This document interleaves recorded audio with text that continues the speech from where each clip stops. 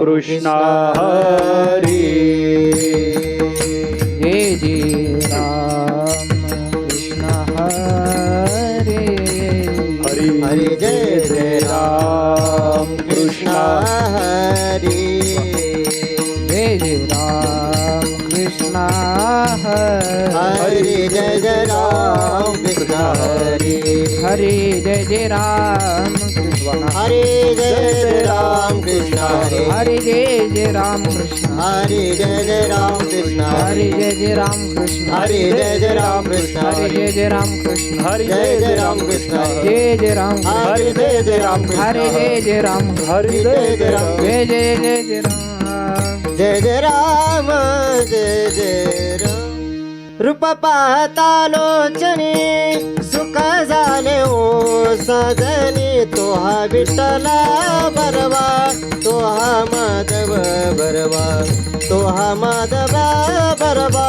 तो हा माधव बरवा रूप पाहता लोचनी सुख झाले हो साजने तो हा विठ्ठल बरवा तो हा माधव बरवा तो हा विठ्ठल बरवा तो हा माधव बरवा बहुत सुकृताची जोडी म्हणून विठ्ठली आवडी तो हा विठ्ठला बरवा तो हा माधव बरवा तो हा विठ्ठला बरवा तो हा माधव बरवा बहुत सुकृतांची जोडी म्हणून विठ्ठली आवडी तो हा विठ्ठल बरवा तो हा माधव बरवा तो हा माधव बरवा तो हा माधव बरवा हे सर्व सुखाचे आगर बाप रखुमा देवी वर सर्व सुखाचे आगर बाप रखुमा देवीवर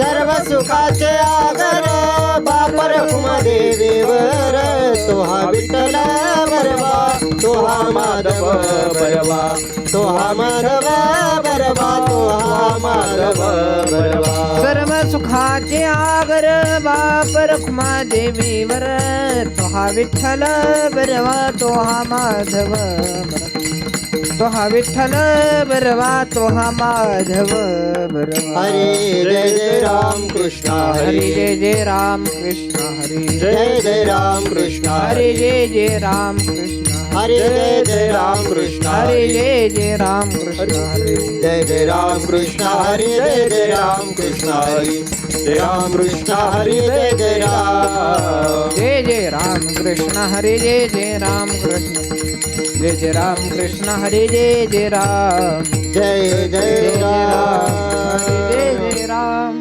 शुद्ध बीजा पोटी फळे रसाळ गोमटी फळे रसाळ गोमटी फळे रसाळ गोमटी शुद्ध बीजा पोटे फळे रसाळ गोमटे फळे रसाळ गोमटे फळे रसाळ गोमटे हे मुखी अमृताची वाणी देह देहाचे कारणे देह देहाचे कारणे देह देहाचे कारणे मुखी अमृताचे बाणी देह देवाचे कारणे देह देवाचे कारणे देह देवाचे कारण सर्वांग निर्मळ चित्त जैसे गंगाजळ चित्त जैसे गंगाजळ चित्त जैसे गंगाजळ सर्वांग निर्मळ चित्त दैसे गंगाजळ